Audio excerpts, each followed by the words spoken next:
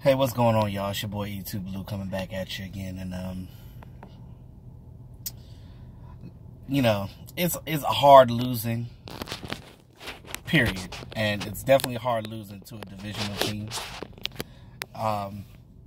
especially when that divisional team is a team that is in the area that you live in. Every time I see a Redskin fan today, it's just like they're gloating about the win. They're just, I'm listening to the radio. The radio personalities, they're all talking about like, yeah, we whooped Dallas' butt and all that stuff. Like, whatever. Act like you've been there before. Act like you won a game. You know, Redskin fans, they kill me. You know, not all of y'all. Some of y'all are okay, but a lot of y'all, you know, all y'all care about is beating Dallas.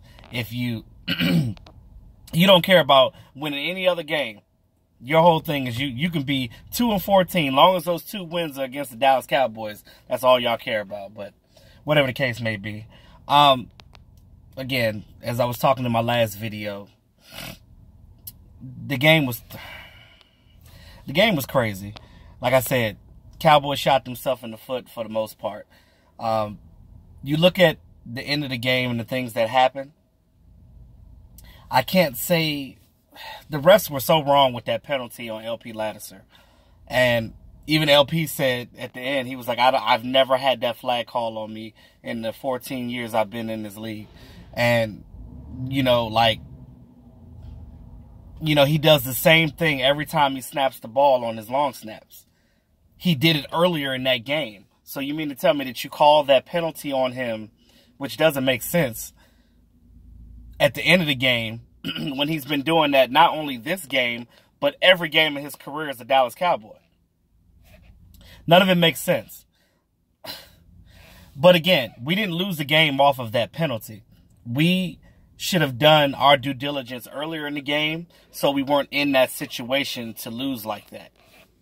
Now, I can mention every aspect of the team on where we made mistakes in this game. It wasn't just one thing. Now, if you want to pinpoint, at the end of the game, first of all, Dak did his thing. And you can't say that he didn't. The boy tried. You know what I mean? He went out there. He saw the play was breaking down. He ran. The guy hit him. I mean, he hurt his hand. I think his left hand, his ankle. And we were trying to figure out whether he was concussed or not.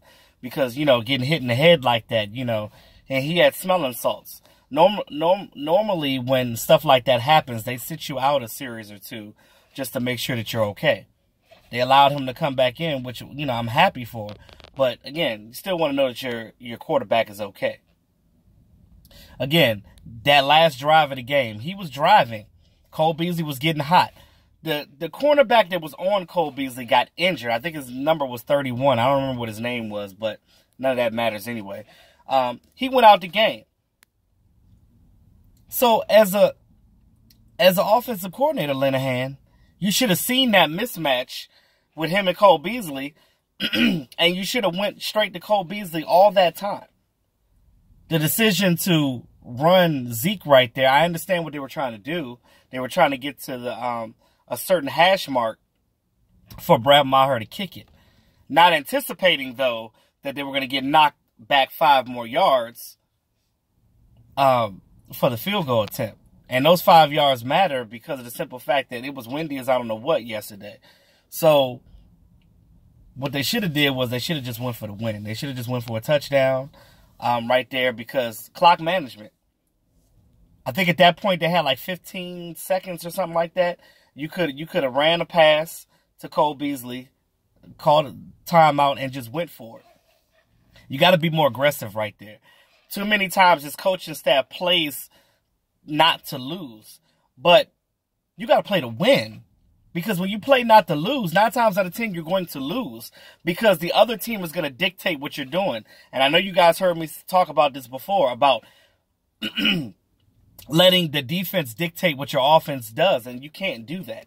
You cannot do that. Now, again, I can name so many things in this game that broke down.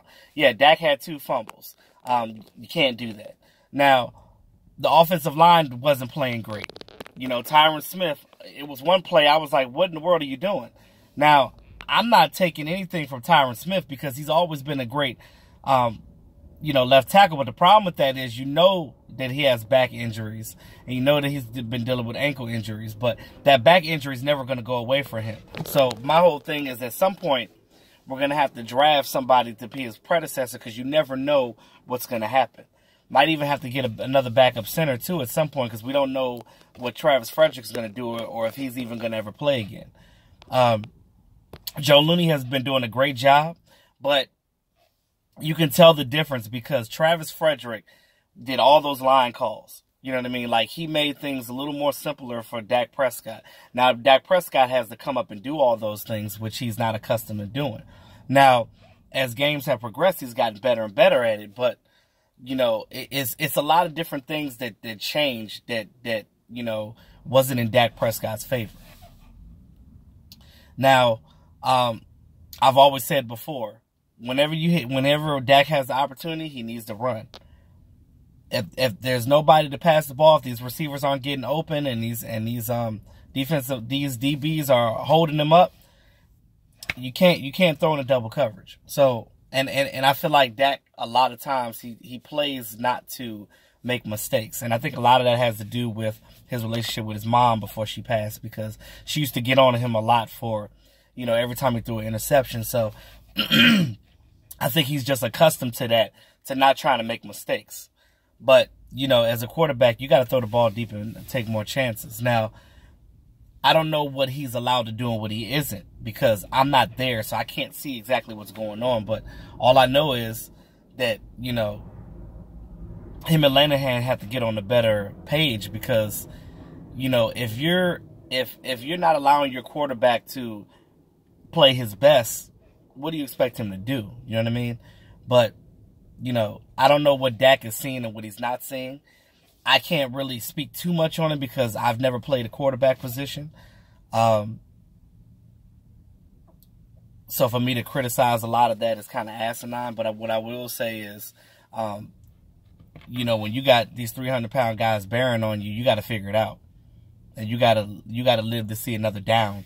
You can't keep standing there getting injured. So he got to move around, do what he has to do. And he tried to make plays. He tried to do what he could do. I mean, I'm not faulting Dak Prescott for trying to do his thing, but it's just unfortunate that things broke down. But every position had issues. Dak didn't play a great game. The offensive line definitely didn't play great. Zeke only had 33 rushing yards. That's unacceptable. But again, Scott Linehan, you can't keep running him straight up the middle and it's not working. You gotta do some more misdirection. Bump him to the outside. You know what I mean? Like, give him something on a wheel route like you did in the Lions game. Like, come on now. Why do we keep reverting back to the BS? Like, you get a game where it's almost like you call the right plays and then you go and revert back to the conservative crap the very next game. And I'm like, yo, as a fan, that is so frustrating because it's like you're on or off, you're on or off. It's like, oh, I want to play for my job this week. Oh, I did great. I had a win, so now I can go back to the bull because I know my job is going to be safe. At some point, Jerry going to get tired of that, and he going to be like, you know what, I got to get rid of somebody. Perfect time. It's the bye week, and, you literally got that time to figure out what you want to do with your team. You can see the frustration in the players' faces now.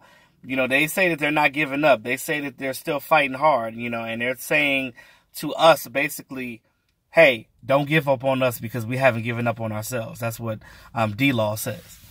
You could tell that LP Lattiser was crushed about that because I'm like, he's like, hey, I've never had anything like that happen to me before. I did the same exact thing that I do every game, every snap that I have as a long snapper. So, for you to penalize him on that, it's just, this doesn't make any sense.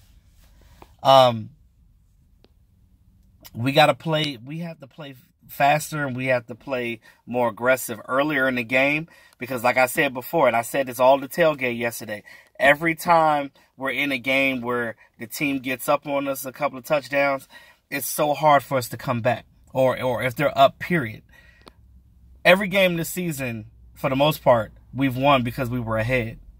The first one to score. So, I mean, it's just like you see a whole different team from week to week. You don't know what you're getting with the Dallas Cowboys right now. It's crazy. And, you know, as a fan myself, like, I try to look at things from different angles, and some of the stuff is just not making sense, you know. But Jason Garrett has to do a better job of managing the game with his time management, his clock management in certain situations like that. They practice the 2-minute drill all the time. You know, Dak Prescott, that's one thing he's good at. You know, that hurry up offense, that 2-minute drill. Like, you could see that he was driving on that last series. Him and Cole Beasley was getting it. And I feel like, look, first of all, we know that these wide receivers aren't world beaters. We don't technically have a number 1 receiver. None of these receivers will be a number 1 on anybody's roster in the NFL. None of them. But they're definitely capable second guys, third guys, and fourth guys. I'm not going to crap on these wide receivers and say that they suck, because Michael Gallup shows a lot of promise. We know Tavon Austin is a weapon. Cole Beasley has been here, and he already has that rapport with Dak. That's definitely a go-to guy because he's small, he's shifty, he can get through guys. And you definitely want to keep that on your team. Even though Noah Brown's not playing. Noah Brown has that big Dez type body. He can get up and catch the ball. I'm still high on Cedric Wilson, even though we haven't really seen him since he tore his labrum. But you look at what we have on this roster, the fact that they ain't even used Bryce Butler, and I'm like, you know, you literally have situations where you have the opportunity to do some things and you just don't do it. I don't know how many times. I don't know how many times that I can reiterate that. You have to take control of your opportunities, because you don't get many of them. When Dak throws you the ball, catch it.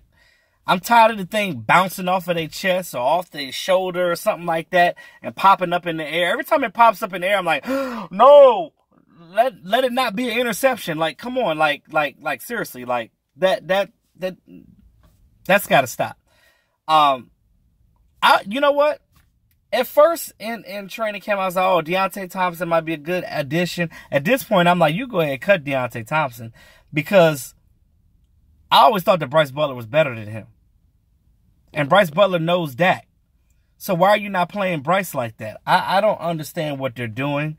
It's almost like they don't know what they're doing. They're just like, here, just let me just throw this in the air and see if it sticks. It ain't sticking. Ain't no stucco on it. Ain't no super glue on it. It ain't none of it working. There's no glue right there. You just throwing it at the wall for no reason. I'm not understanding it. I'm not. What I'm not understanding is this. If you as a player, right, and you're on a team, it's got to be frustrating to see the potential in not only yourself but the rest of your teammates to do certain things, and you guys can't get out there and do it. And I know that, like, you don't want to point fingers because that doesn't look good. But at the end of the day, this coaching staff has to get these guys together. What did I say before?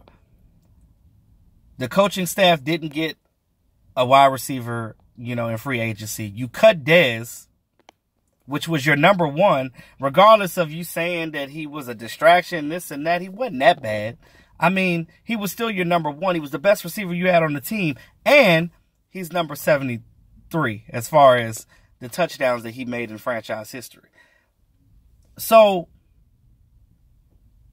why get rid of him? You're not better without him. And then they were talking about getting Amari Cooper. But then I hear that the Raiders wanted a second-round pick, and then you would have had to give up Taco Charlton. Hell no. That's stupid. Why would I go get Amari Cooper when I could get Dez, and Dez is right there wanting to be on this team, and you could get him a team-friendly contract. You ain't got to pay him $70 million a year, because at that point, he already knows that he's not getting that. You give him a contract that's team-friendly and respectable for his talent. That's it. And then when we go into this offseason, we re-sign D-Law, and you figure it out in the draft. If we're going to trade for anybody right now, go get Patrick Peterson. And I say this because apparently he's demanding a trade. He don't want to be with the Cardinals anymore. Because you can't get Earl Thomas, because Earl Thomas is hurt. So you want that defensive guy to help out?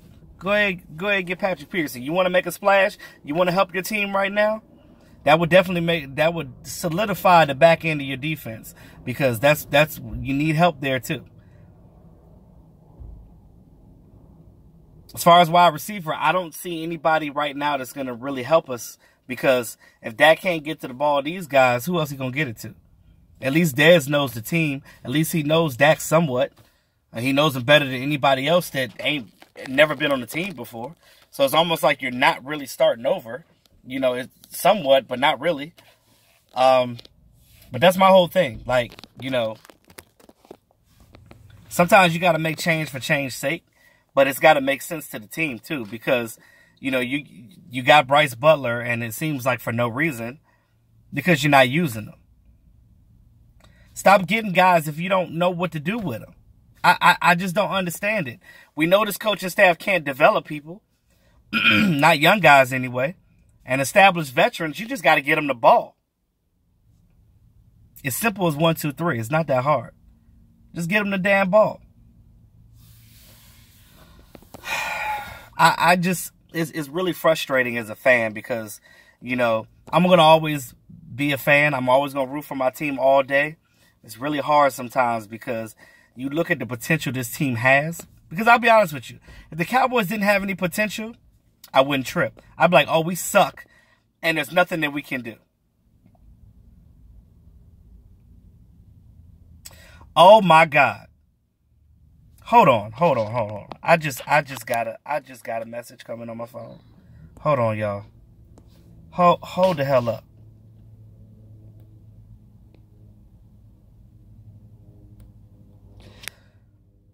So, we just talked about Amari Cooper, right? This just in. Breaking freaking news. The Oakland Raiders just traded Amari Cooper to the Dallas Cowboys for a first-round pick. So we just gave up a first-round pick to the Raiders just now to get Amari Cooper on this team. I swear to God, if Amari Cooper don't do nothing for us, if we don't get him the ball, if it ends up being like Allen Hurns that we already paid $6 million for, then you just wasted a damn first-round pick. I don't know how I feel about this right now. I know some of you are probably happy that Amari Cooper's coming to the Cowboys, but like I said, I got to look into this report. I just seen it pop up on my phone while I'm recording right now. That's interesting. I'll find, when I find out more about that, I'll talk more about it. But right now, I don't know. I'm not going to be super upset about it, but Amari Cooper better come in here and do something, because if he don't, that's a waste of a first round. We just traded a first round pick. Damn. All right. We'll see, y'all. But we got to figure it out. We got this bye week, y'all. It's going to be a rough week. But I'm going to tell y'all right now, E2 Blue, I'm right here with y'all. I'm telling y'all. Fellow fans, I'm here with y'all. I'm riding with y'all. You know, we gonna be all right. You know, we just have to work some things out. You know, things are not that crucially bad. It's not like we're at the basement with the Giants. You know what I mean? We still have a chance, but we got to start winning though, because we don't want to be 8-8. We have to make this push through the second half of the season so we can get to the playoffs. So, I'm still saying, how about them Cowboys? So So again, apparently the Raiders just traded Amari Cooper to us. Once I get some more news about it, I'll talk more about it in my next video. But for now, thanks again to all my subscribers. I appreciate you guys. I appreciate all the positivity and all the comments you guys bring. I'm glad you guys enjoyed the footage from this weekend with the players and stuff like that. You know, these are things that we're trying to do to make your experience better as well. So with that being said, y'all, it's your boy E2 Blue, always keeping it real. I'll talk to y'all soon. Have a great day.